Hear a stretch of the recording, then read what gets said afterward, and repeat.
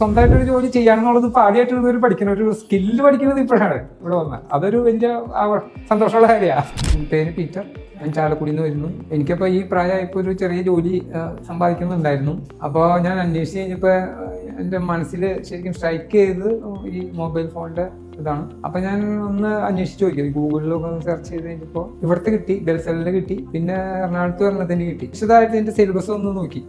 അപ്പോൾ മാത്രമല്ല സിലബസിൽ നല്ലോണം കവർ ചെയ്യുന്നുണ്ട്. 4 മാസത്തിൻ്റെ ഇന്റേൺഷിപ്പ് പറയുന്നുണ്ട്. പിന്നെ ഒരു പ്രത്യേകത എന്ന് പറഞ്ഞു വെച്ചിട്ടുണ്ടെങ്കിൽ നമ്മളെ ഫീസ് ഫ്ലെക്സിബിൾ ആണ് എന്നും കൂടി എനിക്ക് മനസ്സിലായി. സിലബസ് നല്ലോണം കവർ ചെയ്യുന്നുണ്ട്. മാത്രമല്ല പ്രാക്ടിക്കൽസ് കൂടുതലാണ്. എറണാകുളത്തിനെ അപേക്ഷിച്ച് ഭയങ്കരമായിട്ട് വ്യത്യാസം അതാണ്. പ്രാക്ടിക്കൽസ് നല്ലോണം ഉണ്ട്. അപ്പോൾ നമുക്ക് പഠിക്കാൻ കണക്കാക്കി നോക്കി ഇതാണ് നല്ലതെന്ന് എനിക്ക് ശരിക്കും ബോധ്യമായി. നല്ല അധ്യാപകർ, നല്ല പ്രതിബദ്ധരാണ്. മാത്രമല്ല ഞാൻ വിചാരിച്ചതുപോലെ തന്നെ ക്ലാസ്സൊക്കെ നല്ലോണം എടുക്കുന്നുണ്ട്. പഠിക്കുന്നത് വരെ പഠിപ്പിക്കുന്നുണ്ട്. അതാണ്. അപ്പോൾ വളരെ കമ്മിറ്റഡ് ആയിട്ടുള്ള അധ്യാപകരാണ്. സാധാ ഒരു മൊബൈൽ ടെക്നോളജി പഠിച്ച് പോവല്ല.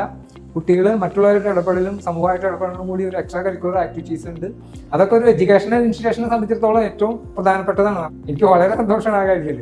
കുട്ടികൾ ഇക്കാലത്ത് ഒരു സ്കില്ല് പഠിക്കണം നിർബന്ധമായിട്ട്. നമ്മൾ മറ്റ് വിദ്യാഭ്യാസ യോഗ്യതകളൊക്കെ ഒപ്പം തന്നെ 1-2 സ്കില്ല് പഠിക്കണം. ഏറ്റവും വളരുന്ന വലിയൊരു വ്യവസായമാണ് മൊബൈൽ ഫോണിന്റെ ഇൻഡസ്ട്രി. അപ്പോൾ തൊഴിൽ സാധ്യതകൾ കൂടുതലും ഉണ്ട് അതിൽ ഒരു സ്കില്ല് എന്ന നിലയിൽ ഞാൻ റെക്കമെൻഡ് ചെയ്യണം.